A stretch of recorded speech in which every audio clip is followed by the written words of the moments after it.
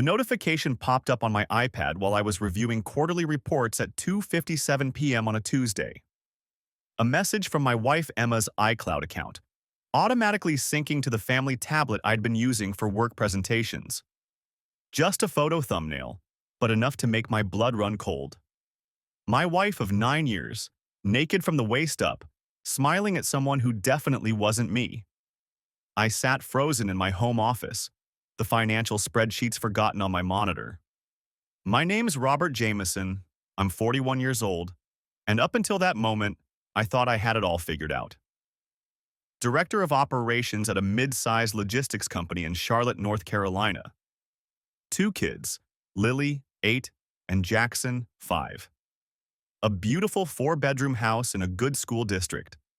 A wife who taught 2nd grade and coached youth soccer on weekends. The perfect American family.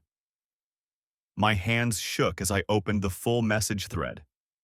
The photo had been sent to someone named Tyler W. with a heart emoji. I didn't know any Tyler. Emma had never mentioned a Tyler. I scrolled up. The messages went back 3 months. 3 months. Can't wait to see you Thursday, one read. Brad's working late again. Brad? That's me. I'm Brad to my friends, Robert Bradley Jameson on my birth certificate. Hearing my own name used like that, like an obstacle to work around, a schedule to navigate, felt like swallowing broken glass. I kept scrolling, my chest tightening with each message. The photos weren't explicit enough to be pornographic, but they were intimate, personal. Things meant for a husband's eyes. Except I wasn't the husband receiving them. Last night was incredible, Tyler had written 2 weeks ago. Your husband's a fool for working so much. Emma's response, he doesn't even notice I'm alive anymore. You make me feel 25 again. I'm the fool who worked late. The fool who took extra projects to afford the dance lessons and the soccer camps and the Disney vacation we'd planned for next summer. The fool who thought providing for my family was the same as loving them. Wrong. I did love them. I loved her. Every damn day for 9 years. The office door felt miles away, but I managed to close it. Lock it.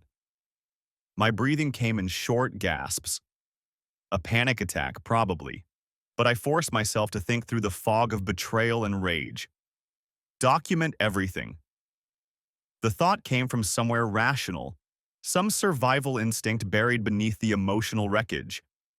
I grabbed my phone, my personal phone, not connected to any family accounts, and started taking screenshots. Every message, every photo, every heart emoji an inside joke and plan to meet up when Brad's out of town. Out of town. Jesus Christ. The Denver conference last month. The weekend team-building retreat in Asheville. I'd called her every night, told her I missed her, listened to the kids talk about their day while she made encouraging noises in the background. Had he been there? In my house? In my bed? The nausea hit hard. I barely made it to the small bathroom attached to my office before I threw up my lunch. When I came back, wiping my mouth with shaking hands, I noticed the timestamp on the most recent photo.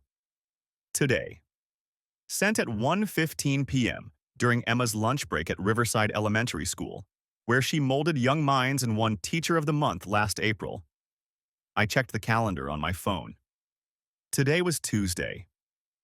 Can't wait to see you Thursday meant the day after tomorrow. Thursday, I was supposed to take Jackson to his t-ball practice at 5:30. Emma had a curriculum planning meeting until 7. No, she didn't. The rage came then, white-hot and clarifying. Not the explosive kind. I'm not a violent man, never have been.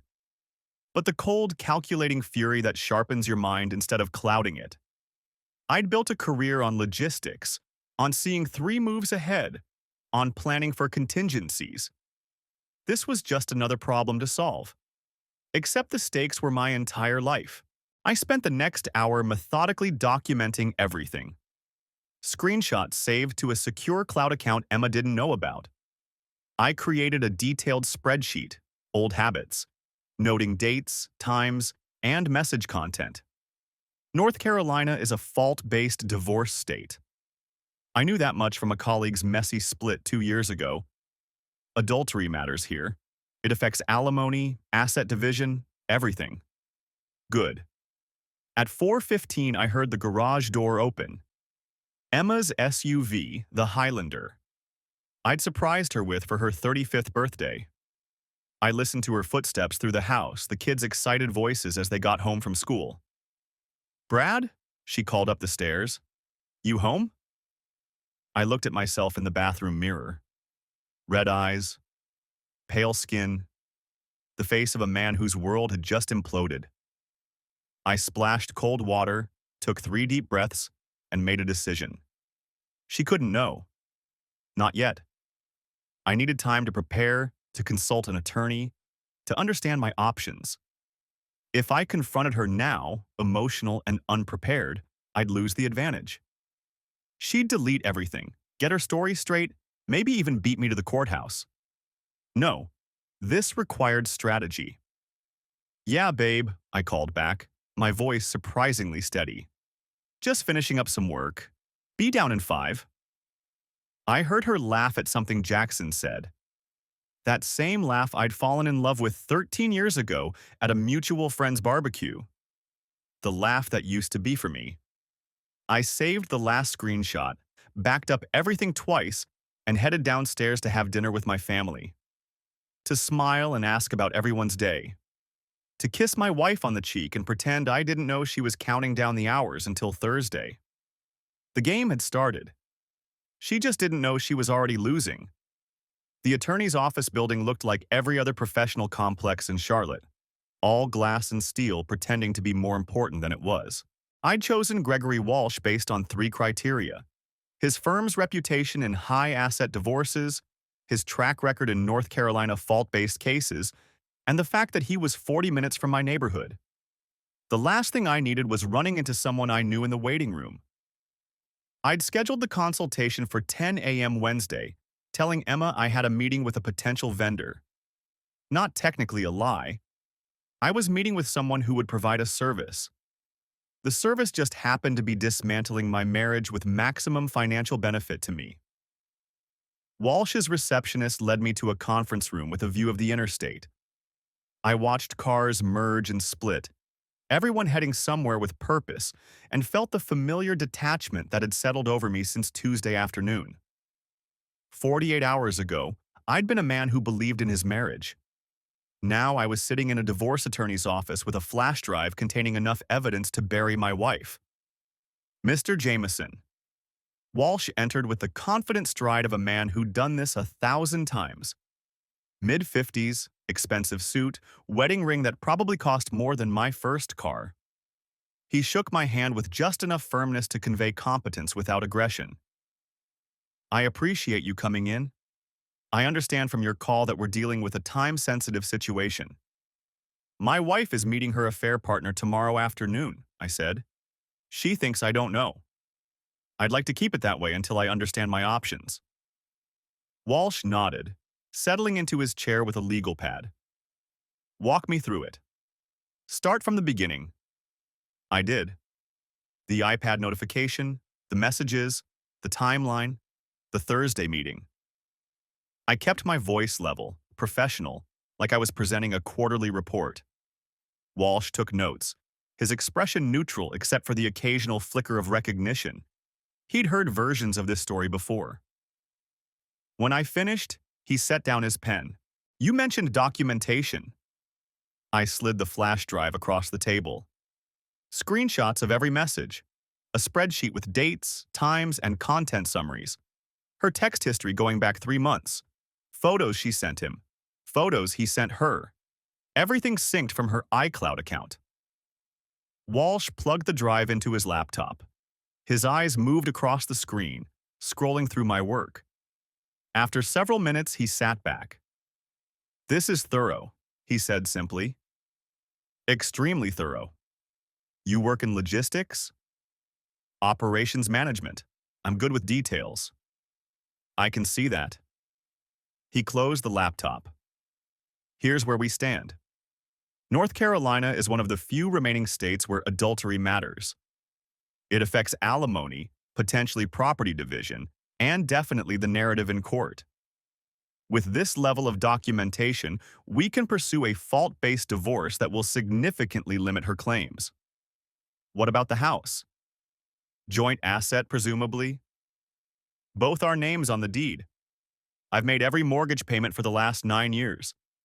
She contributed to the down payment, about $15,000 from her savings when we bought it. Walsh made a note. We can argue for the house. With fault on her side and your financial contribution, a judge would likely be sympathetic. Custody? I want primary. She can have visitation. Kids are 8 and 5. Lily's 8. Jackson just turned 5. North Carolina courts favor joint custody, but again, the adultery works in your favor, especially if we can demonstrate that her affair interfered with her parenting responsibilities. He paused. Did it? I thought about the nights Emma had claimed curriculum planning meetings. The weekend she'd said she was visiting her college roommate in Asheville. Jackson had asked why Mommy was gone so much. Lily had stopped showing Emma her artwork from school. Yes, I said. It did. Document that. Times she was absent, events she missed. Keep a log going forward. Walsh leaned forward. Now, let's talk about tomorrow. You said she's meeting him at 4:15. That's what the messages indicate. She told me she has a curriculum meeting until 6. Do you want to catch them? The question hung in the air. I'd thought about it. Imagined following her to whatever hotel parking lot or apartment complex they'd chosen. Confronting them. Making a scene. The fantasy had a certain appeal. The look on her face when she realized I knew everything. But that wasn't strategic. That was emotional. No, I said. I want her to think everything is normal until we file. The longer she believes I'm oblivious, the more rope she has to hang herself with. Walsh smiled slightly. Smart. Every message she sends between now and filing is more evidence. Every lie she tells you can be documented. The Thursday meeting happens, you act like nothing's wrong, and we let her dig deeper. How long until we can file? I'll need about a week to prepare the paperwork.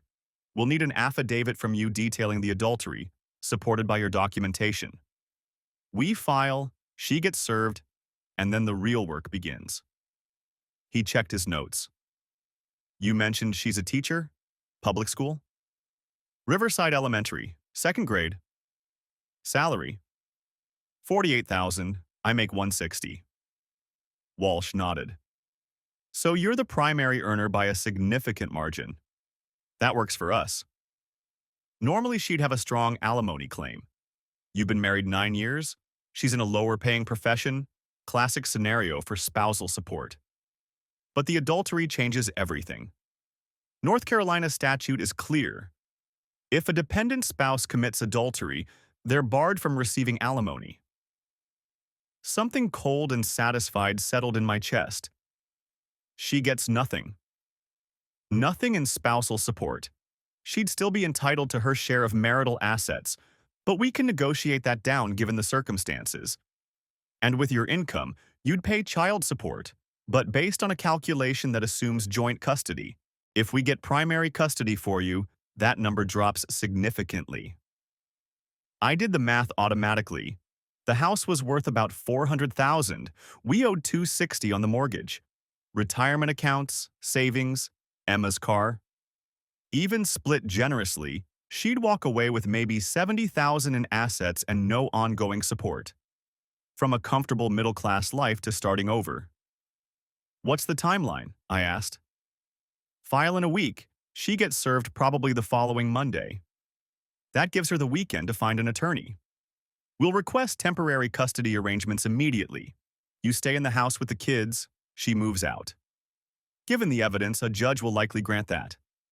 Then we're looking at discovery, depositions, maybe mediation. If she's smart, she'll settle. If not, we go to trial in 6 to 8 months. And if she contests custody? Walsh's expression hardened slightly. Then we use everything, the affair, The lies. The times she chose him over her children. We put her on the stand and make her explain to a judge why she deserves to raise kids she was willing to deceive. It won't be pleasant, but with your documentation, it will be effective. I thought about Emma on a witness stand, trying to explain the messages, the photos, the casual cruelty of her words about me to Tyler. Good. One more thing, Walsh said. Between now and filing, your behavior matters. Don't move money around. Don't make any large purchases or changes to your routine. Don't confront her or give her any indication you know. And absolutely don't do anything that could be construed as retaliation or abuse. You're the wronged party here, and we need to keep it that way. I'm not going to do anything to her. I believe you. But I've seen men in your position make stupid decisions. Don't be one of them. Let the law handle this. It will hurt her far more effectively than anything you could do. We spent another 30 minutes going over details, his retainer, the filing process, what to expect when Emma was served. When I finally left his office, the flash drive back in my pocket, I felt something I hadn't felt since Tuesday. Control. The drive home took 45 minutes. I listened to sports radio, let the familiar rhythm of game analysis and playoff predictions wash over me. Normal sounds for a normal Wednesday morning. A man coming back from a business meeting, nothing more. Emma's car was in the driveway when I pulled in. She had a half day for teacher planning. I found her in the kitchen making a sandwich. "Hey," she said, smiling. "How was your meeting?" "Productive," I said. "Vendor seems solid. I think we'll move forward." "That's great." She took a bite of her sandwich. "I'm going to be late tomorrow, by the way. Curriculum planning meeting after school." I met her eyes. Saw nothing but casual domesticity. My wife, telling me a lie, expecting me to believe it. "No problem," I said. "I'll pick up the kids." The Thursday morning routine felt like performance art. Emma hummed while packing the kids' lunches, her phone face down on the counter. I'd watched her check it 3 times during breakfast, each glance accompanied by a small smile she didn't bother hiding. "Don't forget," she said, kissing Jackson's forehead. "I've got that curriculum meeting after school. I'll be home around 7. "Right." I sipped my coffee. "The curriculum meeting." She didn't catch the edge in my voice. Too distracted, probably already mentally undressing for Tyler W., I'd spent the previous evening finalizing everything with Gregory Walsh. The divorce papers were drafted, ready to file next Tuesday, giving me 4 more days to document, prepare, and position every asset I could legally protect. Walsh had been clear. Timing mattered. File too early, and Emma might drain accounts or create complications. File after gathering irrefutable evidence, and the court would view my restraint as reasonable, measured, strategic. The kids' backpacks were by the door. Lily's had a new keychain, a small heart Emma must have added. The sight of it made something twist in my chest, but I pushed it down. Compartmentalize. That's what I'd been doing for 6 days now. Compartmentalize and document. Emma left at 7:45 a.m., blowing kisses from the Highlander. I had the kids at school by 8:15 a.m. By 8:47 a.m., I was back home, standing in our bedroom with a purpose that would have seemed insane a week ago. The affair had been going on for 3 months. Walsh's investigator, a former police detective named Kevin Brennan, had suggested one thing during our call yesterday. If this has been physical, there might be evidence in the house. Hotel receipts, a burner phone, gifts. Check her car, her closet, anywhere she thinks you won't look. I'd resisted initially. The screenshots were enough. The messages were damning. But Brennan had pushed. You want custody. You want the narrative to be crystal clear. Judges are human. The more evidence you have that she prioritized this affair over her family, the better your position. So here I was, searching through my own home like a stranger. Emma's closet first. I went through pockets systematically. Jackets, coats, that blazer she wore to parent-teacher conferences. Nothing. Her dresser drawers revealed the usual. Folded clothes, a jewelry box with a necklace I'd bought her for our 5th anniversary, a stack of thank you cards from students. Then I found the shoebox. It was tucked behind her winter sweaters on the top shelf, unremarkable except that I'd never seen it before. Plain white, no brand markings. Inside, a burner phone. My hands steadied as I powered it on. No passcode. The message history loaded. Dozens of texts between Emma and Tyler W., far more explicit than what had synced to iCloud. Photos I didn't let myself look at for more than a second. Videos. But also, logistics. Tuesday, 3:15 p.m. Booked the usual room at the Marriott off I-77. Can you make it by 4? Thursday, 2:43 p.m. He's working late again. I can do 6 at your place. Your place. Tyler had a place. An apartment, probably. Somewhere Emma had been going while I thought she was at curriculum meetings or girls' nights or grocery shopping. I photographed everything.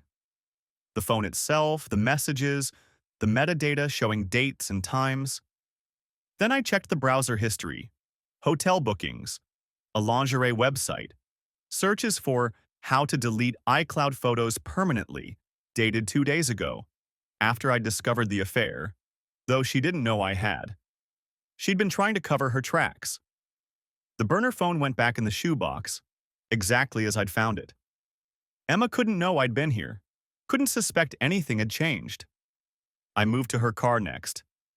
The Highlander was unlocked in the garage. I went through the glove compartment, center console, under the seats.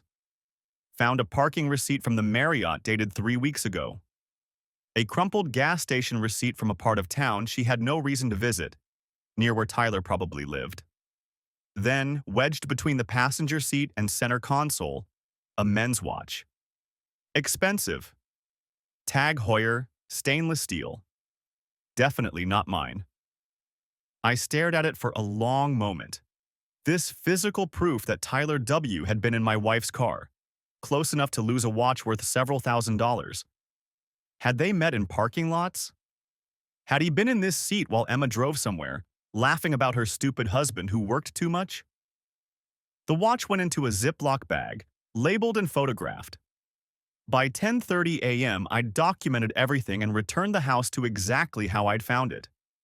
By 11 a.m., I was on a video call with Brennan, sharing the new evidence. "This is good," he said, his face pixelated on my laptop screen. The burner phone especially shows premeditation, deception, and if she's been to his apartment, we can establish a pattern that goes beyond opportunistic meetings. Can you find out where he lives? Already working on it. Tyler Whitmore, age 32, works in pharmaceutical sales. Lives in a condo complex in South End. Divorced, no kids. Pharmaceutical sales. Younger than me by 9 years. Probably drove something flashy, had gym memberships, and a carefully curated Instagram. Does he know she's married? I asked. Brennan's expression didn't change. The messages suggest yes. He references your husband multiple times, calls you the workaholic. Of course he did. What else do you need from me? Keep doing what you're doing. Maintain normalcy. If she's meeting him tonight, I'll have someone outside his building documenting her arrival and departure. Time-stamped photos, license plate visible. When we file Tuesday, the judge will see a clear, undeniable pattern. The call ended. I sat in my office, surrounded by the evidence of my wife's betrayal, and felt nothing. Not rage, not grief. Just a cold, mechanical certainty that I was doing exactly what needed to be done. Emma came home at 7:12 p.m. She looked flushed, her hair slightly mussed in a way that would have seemed normal if I didn't know better. She kissed my cheek, actually kissed my cheek, and asked how my day was. "Productive," I said. "Closed the Miller contract." "That's great, honey." She set her purse down, the same purse that probably contained the burner phone. I'm exhausted. Those curriculum meetings are so draining. Lily ran downstairs, chattering about a science project. Jackson wanted help with his reading homework. Emma slipped into mom mode seamlessly, all warmth and patience, the same woman who'd been in another man's bed 2 hours ago. I made dinner. Grilled chicken, roasted vegetables, rice. We ate together at the kitchen table like a normal family. Emma told a story about one of her students mixing up desert and dessert in an essay. The kids laughed. I laughed too. And later, after the kids were in bed, Emma curled up next to me on the couch while we watched some home renovation show she liked. Her head rested on my shoulder. Her hand found mine. "I love you," she said during a commercial break. "Love you too." The words came automatically. Muscle memory from 9 years of marriage. She fell asleep there, her breathing soft and even. I stayed awake, staring at the TV without seeing it, thinking about the burner phone hidden in her closet, and the watch in my locked filing cabinet, and the divorce papers that would shatter this illusion in 4 days. My phone buzzed. A text from Brennan. Subject arrived at Whitmore's residence at 5:47 p.m. Departed at 6:54 p.m. Photos attached. I didn't open the attachments. Didn't need to see my wife walking into another man's building, smiling in a way she used to smile at me. The evidence was enough. Emma stirred against my shoulder, mumbled something incoherent, then settled back into sleep. I looked down at her. This woman I'd built a life with, who'd given me 2 children, who I'd trusted completely, and felt the full weight of what was coming. Tuesday, the papers would be filed. Wednesday, she'd be served. And everything she thought was secure, the house, the kids, the comfortable life she'd been living while screwing someone else, would disappear. Walsh had been clear about North Carolina law. Adultery barred her from alimony. My documentation would support primary custody. The house was in both our names, but my income had funded the down payment, and I could prove it. Emma would walk away with almost nothing, and she had no idea it was coming. I extracted myself carefully from the couch, leaving her sleeping there. Upstairs, I checked on Lily and Jackson, both sound asleep, innocent and unaware that their world was about to change. 4 more days. I could maintain the performance for 4 more days. The envelope arrived on Saturday morning. I was in the garage organizing fishing gear with Jackson when Emma called from the front door. "Brad, there's certified mail for you." My hands went still on the tackle box. Too early. Walsh said Tuesday. I walked inside, wiping my palms on my jeans. The postal carrier was already heading back to his truck. Emma stood in the foyer holding a thick manila envelope, her expression curious. "Looks official," she said, turning it over. "From a law firm in Raleigh?" I took it from her, keeping my face neutral. "Probably something for work. We've got that supplier contract dispute." She nodded, already losing interest. "I'm taking Lily to her friend's birthday party at 2. We'll be back around 5. Sounds good?" I waited until she'd gone upstairs before opening it. My uncle's attorney, Douglas Whitfield of Whitfield and Associates. I'd forgotten about this entirely.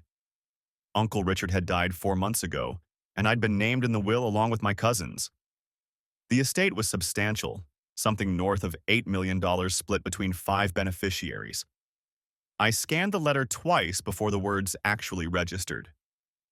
Pursuant to the terms of Richard Jameson's last will and testament, all beneficiaries must satisfy the integrity clause prior to distribution.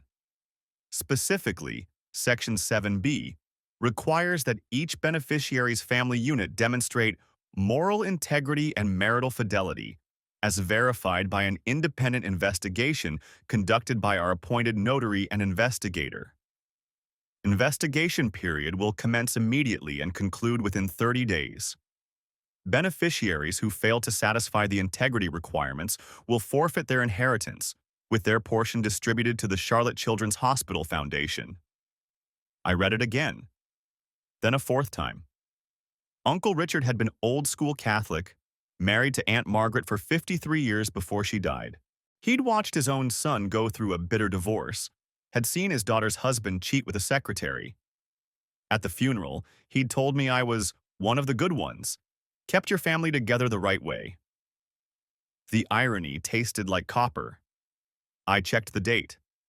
Investigation commencing Monday. My divorce filing was scheduled for Tuesday morning. The timing was almost funny. Almost. I did the math. My share would be approximately 1.6 million, enough to pay off the house, fund both kids' college accounts completely, and still have substantial savings left over. Money that would make the divorce settlement look like pocket change. Money I was about to lose. Because the investigation would discover Emma's affair. That was inevitable. Walsh's documentation was thorough, and any competent investigator would find the same evidence we'd compiled. Hotel receipts, phone records, photographs. The notary would report back to Whitfield, and my inheritance would go to charity. Unless. I sat down at the kitchen table, the envelope in front of me. Unless the investigation found nothing. Unless Emma's affair remained hidden until after the inheritance cleared.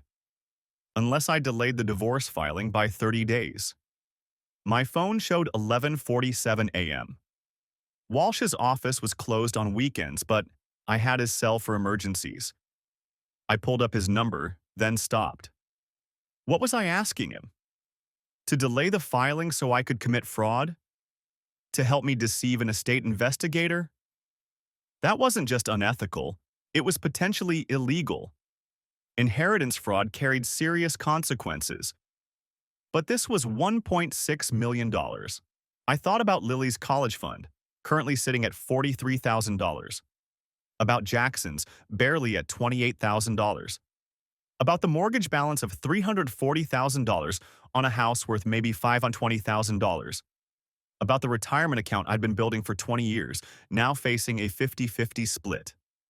About Emma walking away with half of everything while I paid child support and started over, versus Emma walking away with half of significantly less, while I kept enough money to secure my children's futures completely. The ethical calculation was simple. The practical one was harder. I opened my laptop and pulled up the documentation I'd compiled. 3 months of evidence. Photographs, messages, financial records, everything Walsh needed for the divorce. Everything an estate investigator would find in about 48 hours if they looked. My phone buzzed. Emma, from upstairs. Can you grab Lily's present from the hall closet? The one wrapped in purple. I texted back, got it. I found the present, some kind of craft kit, and brought it upstairs. Emma was in our bedroom, changing into jeans and a blue sweater. The same sweater she'd worn in one of the photos with Tyler, I realized. They'd been at some restaurant, her leaning into him, his hand on her lower back. Thanks, she said, taking the gift. You okay? You look distracted. Just work stuff. She kissed my cheek.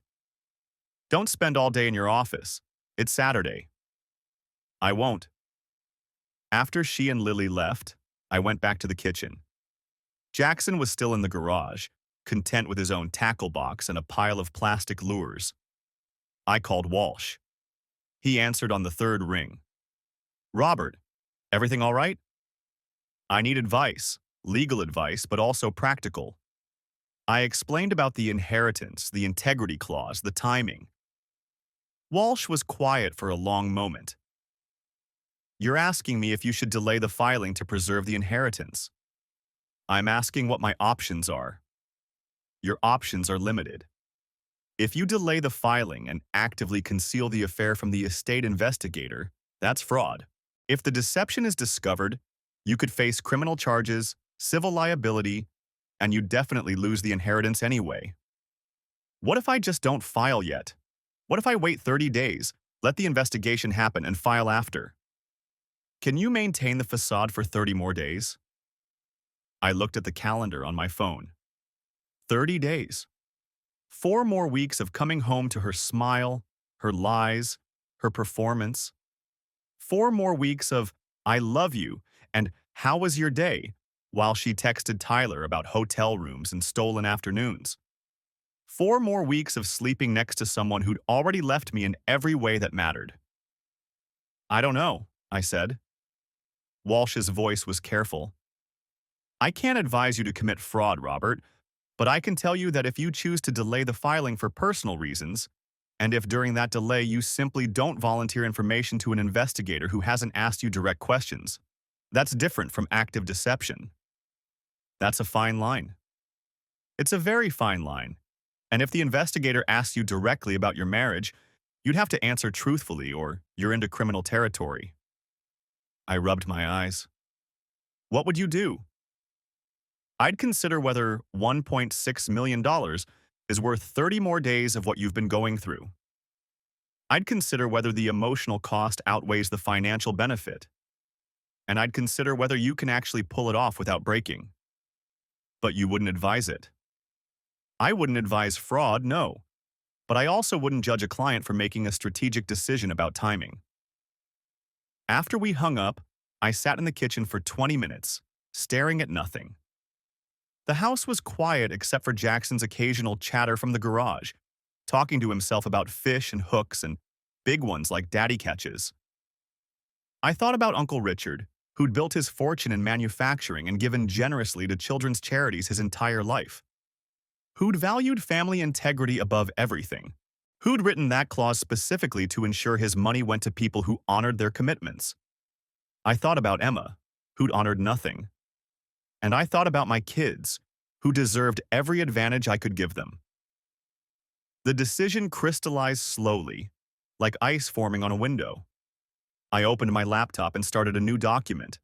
A plan. A 30-day plan. I would delay the filing. I would maintain the performance. And when the investigator came, because they would come, I would answer only what was asked. I wouldn't volunteer. I wouldn't lie if directly questioned. But I wouldn't offer up the evidence I'd compiled either. 30 days.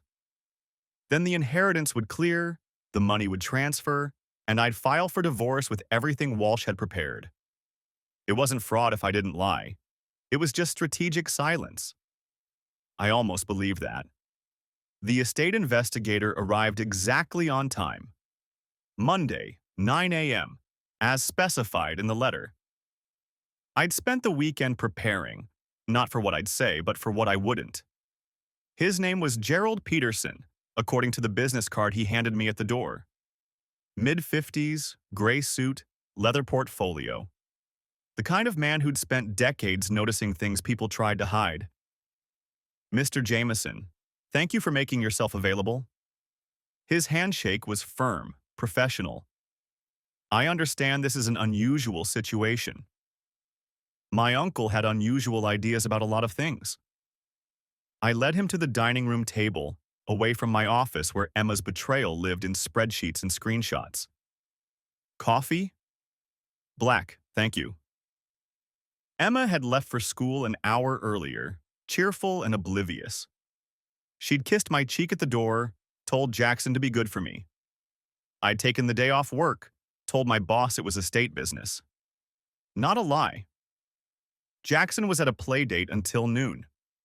Lily had a field trip. I set the coffee down, sat across from Peterson.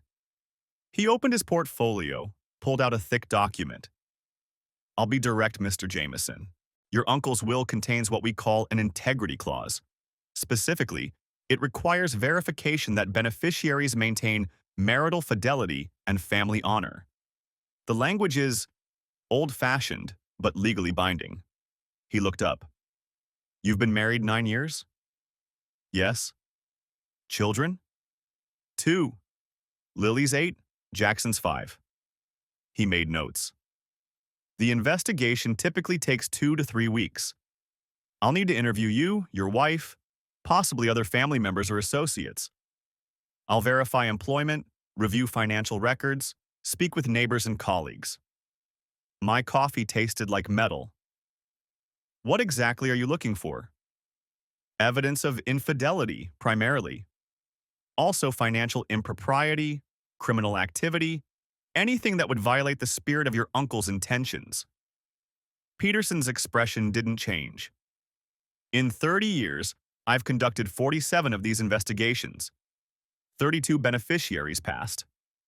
15 did not. 15 families who lost everything because someone couldn't keep their vows. I understand. My voice stayed level. What do you need from me? Let's start with your marriage. Would you characterize it as stable? The question sat between us like a live grenade. This was it. The moment Walsh had warned me about. Answer truthfully and lose $1.6 million. Lie and commit fraud. Stay silent and... Yes, I said. Stable. Not a lie. Our marriage had been stable. Past tense. Until 3 months ago when Emma decided Tyler Whitmore's attention was worth more than 9 years of partnership. Peterson wrote something down. Any separations? Marital counseling?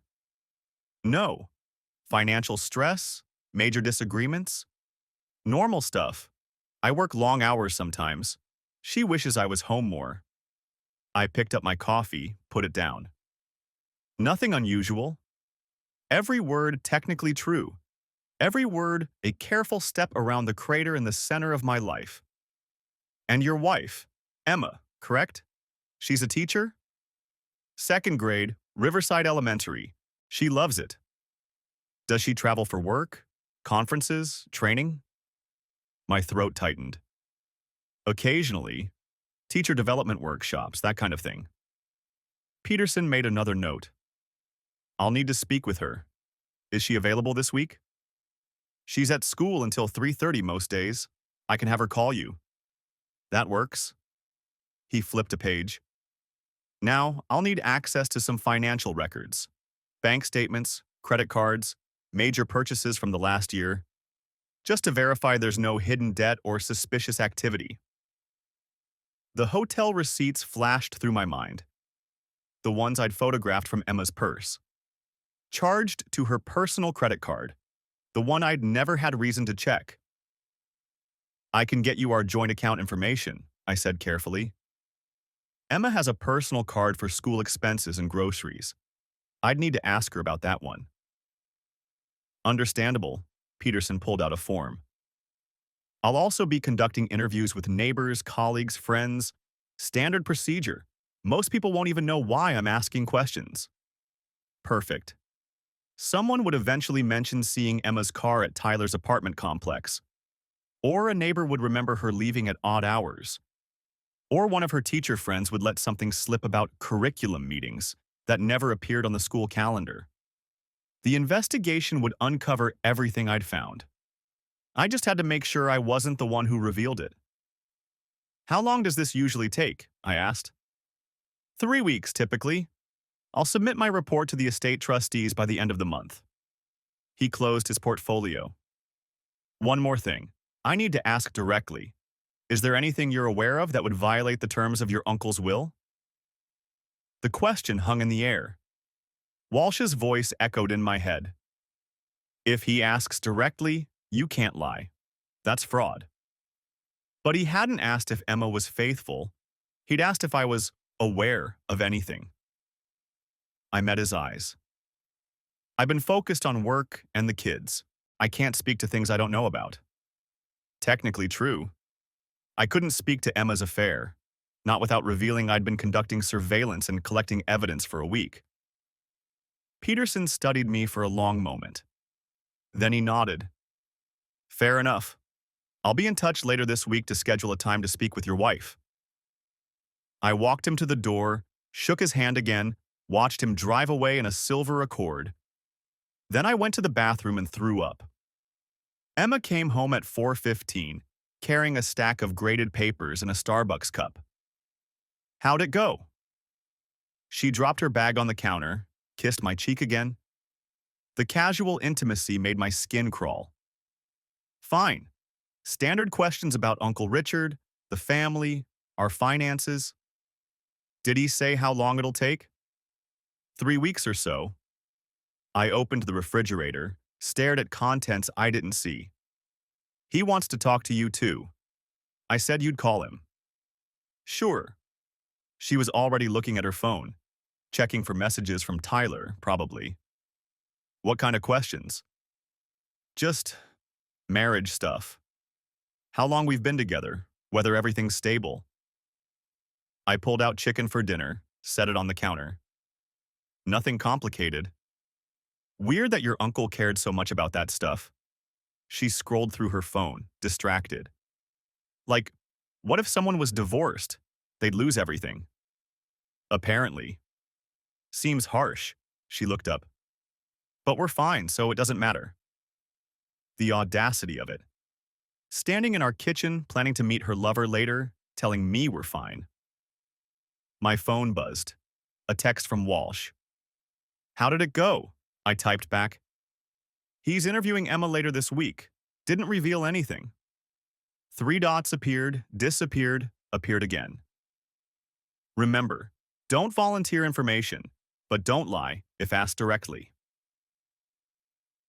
Understood. Emma was making herself a snack, talking about a parent-teacher conference scheduled for Thursday. I watched her move through our kitchen, comfortable and careless, and wondered how long she'd been this good at lying. My phone buzzed again. This time it was Brennan, the investigator. Subject met Tyler W. at Riverside Park, 3:45 p.m. Sat in his car for 23 minutes. Photos attached. I deleted the message without opening the photos. Who's that? Emma asked. Work. Supply chain issue. I slid the phone into my pocket. Nothing urgent. She nodded, already looking back at her own phone. Probably reading whatever Tyler had just sent her. 27 more days. 27 days of watching her lie. 27 days of Peterson asking questions, neighbors gossiping, evidence accumulating. 27 days of maintaining this performance while my wife destroyed our family and an investigator documented every piece of it. But not from me. Whatever Peterson found, it wouldn't be because I told him. I started cutting vegetables for dinner, the knife precise against the cutting board. Lily would be home from her field trip soon. Jackson's play date ended at 5:30. We'd eat together, like a normal family. Emma would probably leave around 7:30 for another curriculum meeting. And I'd sit here, knowing exactly where she was, saying nothing. The inheritance wasn't even about the money anymore. It was about watching the investigation do what I couldn't. Expose her completely, document her betrayal with the same methodical precision I'd used, but with legal weight behind it. Let Peterson find the hotel receipts. Let him interview Tyler's neighbors. Let him trace her movements and timeline her lies. I'd just keep making dinner and taking the kids to school and answering questions with careful, technical truths. 27 more days. I could do 27 more days. The call came from Brennan at 9:23 a.m. on day 6 of my 30-day performance. We have a problem, he said. I was in my office reviewing logistics reports I couldn't focus on. Emma had left for work an hour ago with a kiss on my cheek that made my skin crawl. 24 days to go. What kind of problem? Peterson's good, better than I expected. Brennan's voice carried grudging respect. He's running a parallel investigation to mine. Same targets, same timeline. I spotted his guy outside the Marriott yesterday. My stomach dropped. His guy? A state investigator hired a subcontractor. Standard practice for this kind of work. Peterson handles interviews and financials, farm out the surveillance to local talent. Papers rustled on his end. The contractor's name is Mike Paulson. Former cop, runs a 2-man shop out of Huntersville. He's been tailing your wife for 3 days. 3 days. While I'd been playing devoted husband, while Emma had been sneaking off to afternoon encounters with Tyler, someone else had been watching. Has he documented anything? Tuesday afternoon, Starbucks parking lot on Providence Road. 40-minute meeting with the boyfriend in his Audi. Wednesday, extended lunch break, same Marriott where I got the photos. She was inside for 97 minutes. Brennan paused. Today's Thursday. Want to guess where she is right now? I looked at the clock. 9:24 a.m. Emma should be teaching second graders their multiplication tables. She called in sick, I said slowly. Bingo. Checked into the Marriott at 8:47. Tyler Whitmore arrived at 8:52. Paulson's in the parking lot right now, probably getting the same shots I would have gotten if you hadn't told me to back off the surveillance. I'd suspended Brennan's active monitoring after Peterson's visit, afraid of crossing paths with the estate investigator, afraid of looking too suspicious, too prepared. Now that caution was backfiring. How long until Peterson has enough evidence? He already has enough, Brennan said flatly. Multiple meetings, hotel visits, timeline documentation. The question is when he files his report. The 30-day window suggests he's being thorough, but he could submit preliminary findings any time. 24 days left, or maybe no days at all. What do you recommend? Honestly, come clean. Tell Peterson you discovered the affair recently and you're still processing it. Beats him thinking you've been lying to his face. Brennan's tone shifted. But that's not what you're going to do, is it? No. Then keep playing dumb. Paulson doesn't know you know. Peterson doesn't know you know. As long as you maintain the facade, there's a chance, small but real, that Peterson delays his final report until the deadline. Some investigators milk the billable hours. And if he doesn't? Then you lose the money and file for divorce like you planned anyway. You're not worse off than you were a week ago. He hesitated. Except for the part where you lied to an estate investigator, which could potentially be construed as fraud, but I'm not a lawyer. I thanked him and ended the call. The office felt smaller, the walls closer. I'd been so focused on my own deception, my own timeline, that I hadn't fully considered the estate investigation as an independent force. Peterson wasn't waiting for me to reveal the truth. He was finding it himself, which meant the inheritance was probably already lost. The rational move was to cut my losses. Call Walsh, file the papers today, secure the divorce advantage while I still could. The $1.6 million was never really mine anyway. Uncle Richard's moral test had been designed for someone with actual integrity, not someone willing to commit fraud by omission.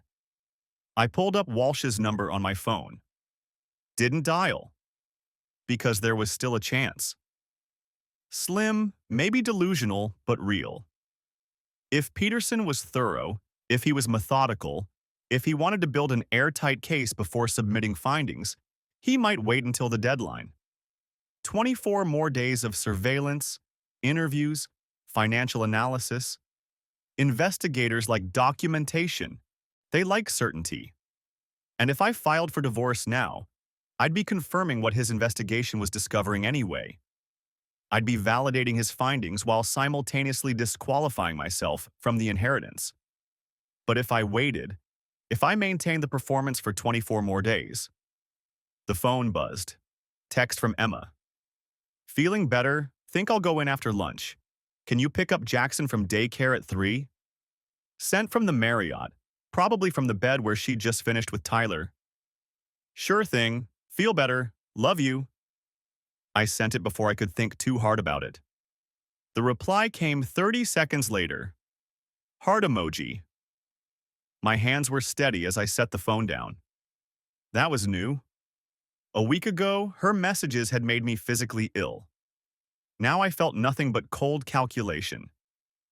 Maybe that's what fraud does to you. Maybe when you commit to a lie big enough, smaller lies become easy. Peterson called at 2:17 p.m.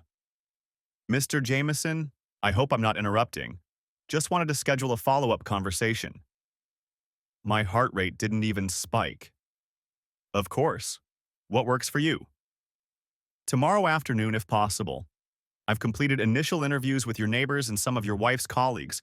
There are a few points I'd like to clarify. Points to clarify. That meant inconsistencies. That meant evidence. Tomorrow's fine. 2 o'clock? Perfect. And I should mention, I'll need to speak with Mrs. Jameson again as well. Separately, if that's acceptable. Whatever you need, I said. We're an open book. The phrase tasted like ashes. Excellent. I appreciate your cooperation, Mr. Jameson. This process can be intrusive, but thoroughness serves everyone's interests. After he hung up, I sat staring at the logistics reports on my screen. Numbers that should have meant something. Supply chain optimization, delivery schedules, efficiency metrics. My professional life, the thing I was good at, reduced to background noise while I waited to see if my gamble would pay off or destroy me. I picked up Jackson at 3 p.m. exactly. He ran to the car with a drawing of a dinosaur, chattering about snack time and his friend Oliver who could burp the alphabet. 5 years old and completely oblivious to the fact that his parents' marriage was a crime scene. "Where's Mommy?" he asked, buckling into his car seat. "She wasn't feeling well this morning, but she's better now. She'll be home for dinner." "Is she bringing pizza?" "I don't know, buddy. We'll see." In the rearview mirror, his face scrunched in concentration. Oliver's parents are divorced. He has 2 houses now. He says it's cool because he gets 2 Christmases. My hands tightened on the steering wheel. Yeah, some kids have that. "Are you and Mommy getting divorced?" The question hit like a physical blow. I checked the mirror again. His expression was curious, not worried. Just a kid processing information. "Why would you ask that?" "Oliver says all parents get divorced eventually. He says it's normal." "Oliver's wrong," I said. "Then, because the lie was too big even for me." "Most parents stay together, Jackson. Your mom and I are fine." "Okay." He went back to his dinosaur drawing, the conversation already forgotten. I drove home in silence, wondering what fine even meant anymore. Emma arrived at 5:43 p.m. looking refreshed and cheerful. She'd stopped at the grocery store. There were bags in her hands, ingredients for the stir-fry she knew I liked. "Feeling better?" I asked, taking the bags. "So much better. I think it was just a 24-hour thing." She kissed my cheek, smelling like hotel soap and lies. "Thanks for getting Jackson. How was your day?" "Productive. Peterson called. He wants to meet tomorrow at 2. Wants to talk to you separately as well." Something flickered across her face. Not quite fear, but close. Concern, maybe. The look of someone who's been living a double life and suddenly remembering there's an investigator asking questions. "What kind of questions?" she asked carefully. "He said he talked to your colleagues. Probably just confirming basic information. Work schedule, our relationship, that kind of thing." I started unpacking groceries, keeping my voice casual. "Nothing to worry about." "Right, of course." She pulled out the cutting board, began slicing vegetables with precise, controlled movements. "It just feels invasive, you know? Having someone investigate our marriage like we're criminals. It's Uncle Richard's money. He gets to set the terms." "I know, but the whole marital fidelity thing is so..." She waved the knife vaguely. "It's Victorian, like our private life is anyone's business." I watched her slice peppers, each cut clean and deliberate. This was the woman I'd married. The woman I'd trusted with everything. The woman who'd been lying to my face for 3 months while teaching second graders about honesty and consequences. 24 more days, I said. Then it's over and we can forget about it." She smiled, relieved. 24 more days. I smiled back. And somewhere across town, Mike Paulson was probably uploading photos of her Marriott visit to Gerald Peterson's case file, documenting the evidence that would cost us $1.6 million. Or save me from becoming exactly the kind of person I'd always despised. I honestly didn't know which outcome I was hoping for anymore. Peterson's office called at 8:47 a.m. on day 28, 2 days before the deadline. "Mr. Jameson, this is Gerald Peterson. I need to inform you that I've completed my investigation and will be submitting my final report to the estate trustees this afternoon." My coffee cup stopped halfway to my mouth. "This afternoon? I thought you had until..." "The 30-day window is a maximum, not a requirement. I've gathered sufficient evidence to make my determination." His voice was professionally neutral, giving nothing away. I wanted to extend you the courtesy of advance notice. I see. My voice sounded distant, like someone else was speaking. And the determination? That will be communicated through official channels. The trustees will contact all beneficiaries simultaneously once they've reviewed my findings. A pause. I appreciate your cooperation throughout this process, Mr. Jameson. The line went dead. I sat in my office, surrounded by the evidence I'd compiled against Emma. Screenshots and spreadsheets and photographs that Walsh had been holding for 28 days. Evidence I'd never given Peterson. Evidence I'd hidden while lying by omission to an estate investigator. My phone buzzed. Walsh. Peterson just filed.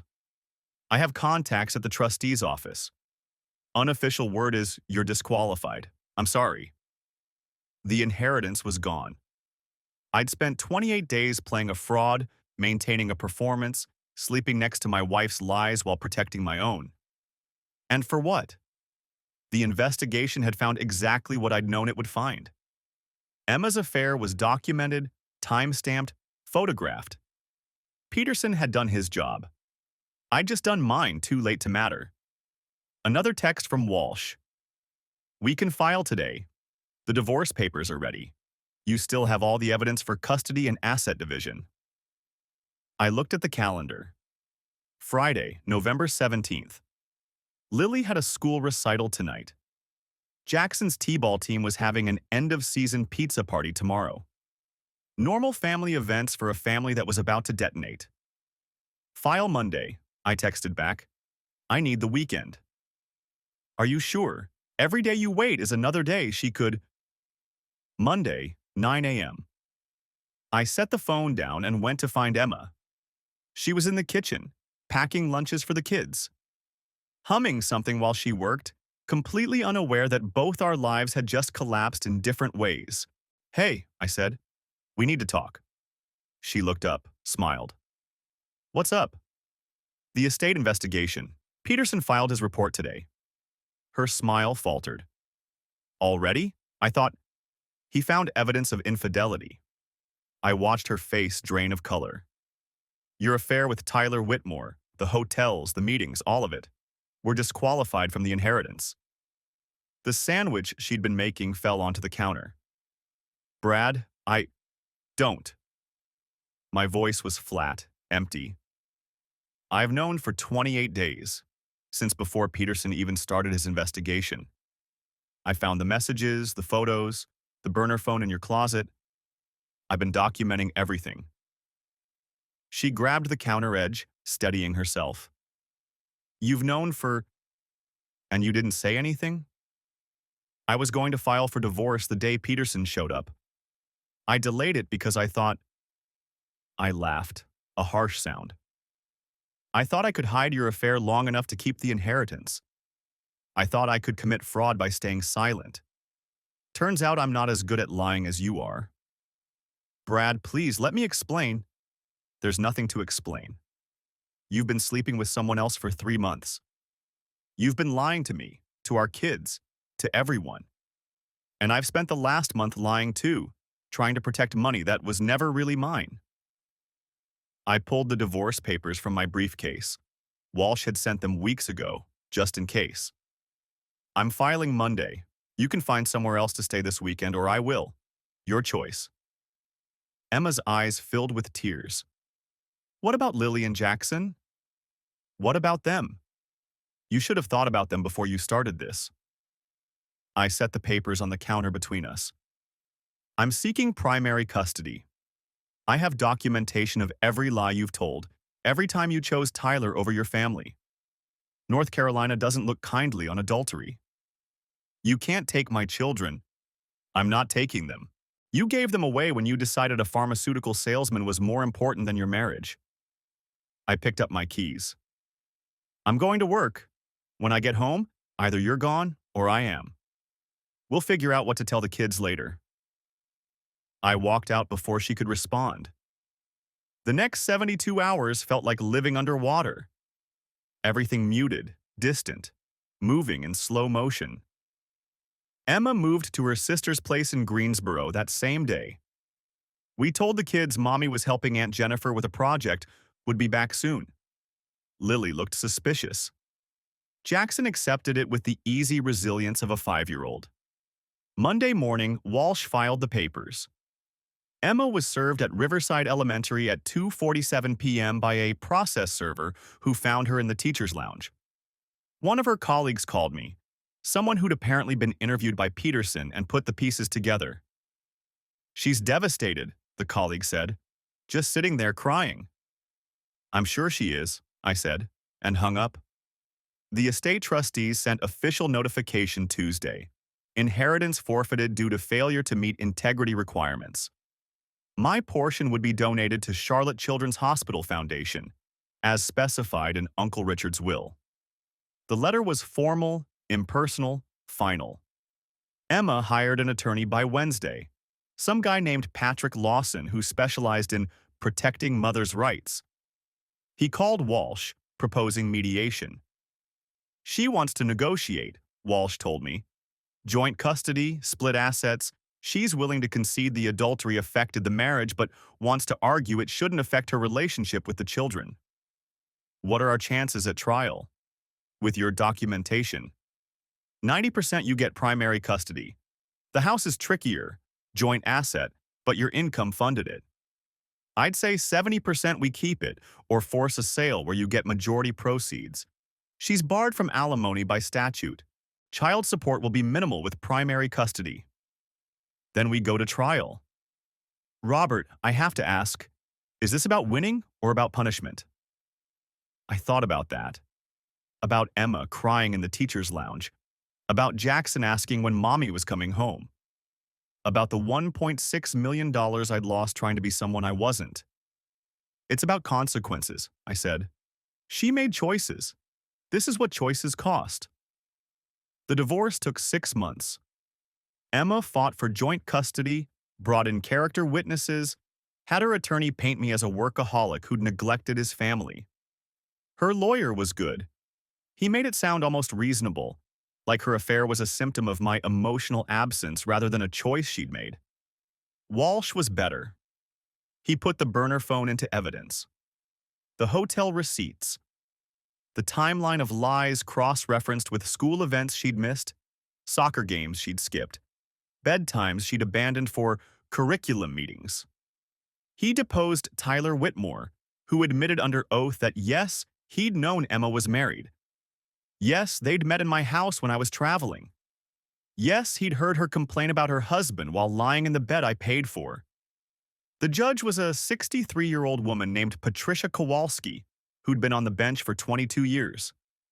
She'd seen everything, believed nothing, and had a reputation for hating liars. Her ruling came down in May. Primary custody to me, supervised visitation for Emma every other weekend and Wednesday evenings. The house was mine. Emma would receive her proportional equity stake of $73,000 to be paid out over 5 years. Retirement account split 50-50, but my separate property remained separate. No alimony. Child support calculated at $847 monthly, significantly less than it would have been with joint custody. Emma walked away with roughly $120,000 in total assets and limited access to her children. I walked away with everything else. 2 years later, I stood in my kitchen making breakfast for Lily and Jackson, the same kitchen where Emma had once hummed while packing lunches, where I'd confronted her with divorce papers, where everything had fallen apart. It looked different now. I'd renovated after the divorce finalized. New countertops, new appliances, fresh paint. Erasing the physical evidence of a marriage that had rotted from the inside. Lily was 10 now, quieter than she used to be. She saw her mother every other weekend, came back subdued and careful. Emma had moved to a 1-bedroom apartment in South Charlotte, was still teaching at Riverside Elementary. Still with Tyler, according to mutual acquaintances, though they hadn't married. Probably never would. Jackson was 7, more resilient. He'd adapted to the new normal with the flexibility of childhood. 2 houses, 2 Christmases, just like his friend Oliver had predicted. I'd gotten a promotion at work, VP of Operations, significant raise, put most of it into the kids' college funds, which were now fully funded thanks to aggressive saving. Not $1.6 million, but enough. More than enough. The inheritance still stung sometimes. Not the money itself, but what I'd been willing to do for it. The fraud I'd almost committed. The person I'd almost become. Dad? Lily looked up from her cereal. Can I ask you something? Always. Do you think Mom's a bad person? The question hung in the morning air. Jackson kept eating, but I could tell he was listening. I thought about easy answers, about telling Lily what she wanted to hear, or what would make this easier. But she was 10 years old enough for something closer to truth. I think your mom made bad choices, I said carefully. I think she hurt people who loved her, and there were consequences for that. But bad choices don't make someone a bad person. They just make them someone who has to live with what they've done. Do you still love her? I love who she used to be, or who I thought she was. I sat down across from them. But no, sweetheart, I don't love who she became. Lily nodded slowly, processing. Oliver says his parents hate each other. Your mom and I don't hate each other. We just can't be married anymore. Because she lied. Because she lied, I confirmed. And because I wasn't perfect either. I worked too much, wasn't home enough. But lying breaks things in a way that can't be fixed. Jackson finally spoke up. I like it better now. You're home more. He was right. I'd scaled back at work, turned down projects that required travel, made it to every soccer game and school event. The promotion had come with better hours, ironically. Management meant delegating instead of doing everything myself. Me too, buddy, I said. That afternoon, I did something I'd been avoiding for 2 years. I drove to Charlotte Children's Hospital Foundation. The director of development, a woman named Rebecca Torres, met me in a bright office decorated with photos of smiling kids. She knew who I was. The estate trustees had informed the foundation about the donation source. Mr. Jameson, this is unexpected. She shook my hand warmly. What can I do for you? I wanted to see what you did with the money. My uncle's inheritance, the $1.6 million that was forfeited. Rebecca's expression softened. I'm sorry about your situation. Estate integrity clauses are complicated. They're exactly what they should be, I said. My uncle believed in accountability. So do I. I just want to know the money went somewhere that mattered. She pulled up a presentation on her computer. The donation funded a new pediatric oncology wing. 16 beds, state-of-the-art treatment facilities, family support rooms. It opened last month. She turned the screen toward me. We named it the Richard Jameson Memorial Wing. I looked at the photos. Kids with bald heads and bright smiles. Parents who looked exhausted and hopeful. Doctors and nurses working in clean, modern facilities. Can I see it? I asked. Of course. We walked through the hospital together. The new wing was beautiful, colorful murals on the walls, natural light streaming through large windows, spaces designed for healing and hope. A plaque near the entrance read, Richard Jameson Memorial Wing, in honor of a man who believed in integrity, family, and second chances. Second chances, I said quietly. Your uncle specified that language in his will, Rebecca explained. He believed people deserved second chances, but only after they'd faced the consequences of their first choices. I stood there for a long time, watching nurses move through the ward, parents sitting beside small beds, kids being kids despite everything they were fighting. This was what my fraud would have stolen. This wing, these beds, these second chances. If I'd succeeded in hiding Emma's affair, if Peterson had filed his report 2 days later, If I'd kept the 1.6 million, none of this would exist. Thank you for showing me, I said finally. Rebecca walked me back to the lobby. At the door, she paused. Mr. Jameson, for what it's worth, I've read your uncle's file. The integrity clause disqualified 3 of the 5 beneficiaries. You weren't the only one who failed. That doesn't make me feel better. It shouldn't. But it might help to know that your uncle designed the clause knowing most people would fail. He wasn't testing whether you were perfect. He was testing whether you'd face the consequences when you weren't. She smiled slightly. You lost the money, but you didn't lose yourself. I think he'd appreciate the distinction. I drove home as the sun set over Charlotte, painting the sky in shades of orange and gold. My phone rang. Emma.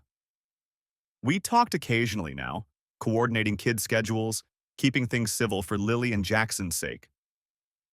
Hey, I answered. Hey, listen, I know it's not my weekend, but Jackson left his science project here. Can I drop it off? Sure, I'm 10 minutes out. Okay, and Brad? She hesitated. I saw the article about the hospital wing, your uncle's donation. Yeah. I'm sorry, about all of it.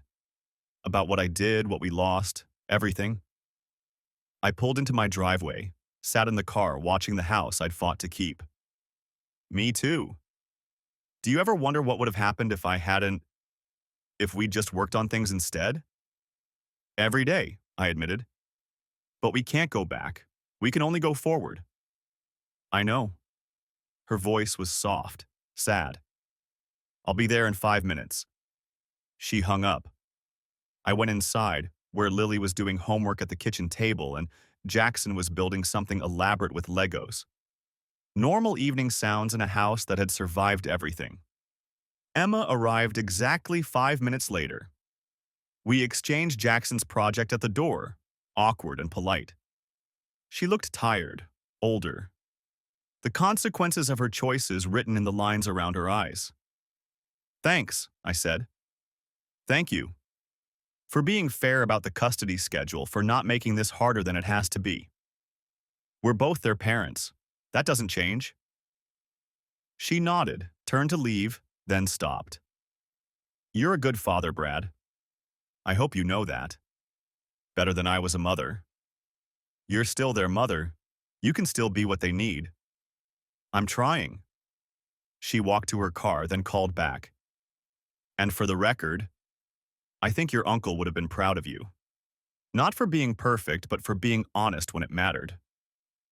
I watched her drive away, then went back inside to my kids and my renovated kitchen and my life built from the wreckage of failed choices. The moral of this story isn't simple because life isn't simple. I learned that integrity isn't about never failing. It's about what you do when you fail.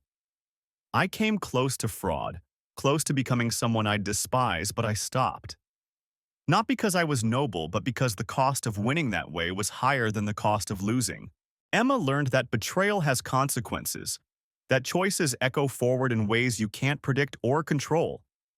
She lost her marriage, her home, daily access to her children, and the respect of everyone who knew what she'd done. We both lost $1.6 million.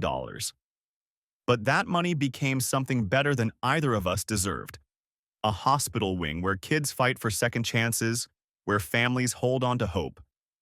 Uncle Richard's integrity clause wasn't cruel. It was honest.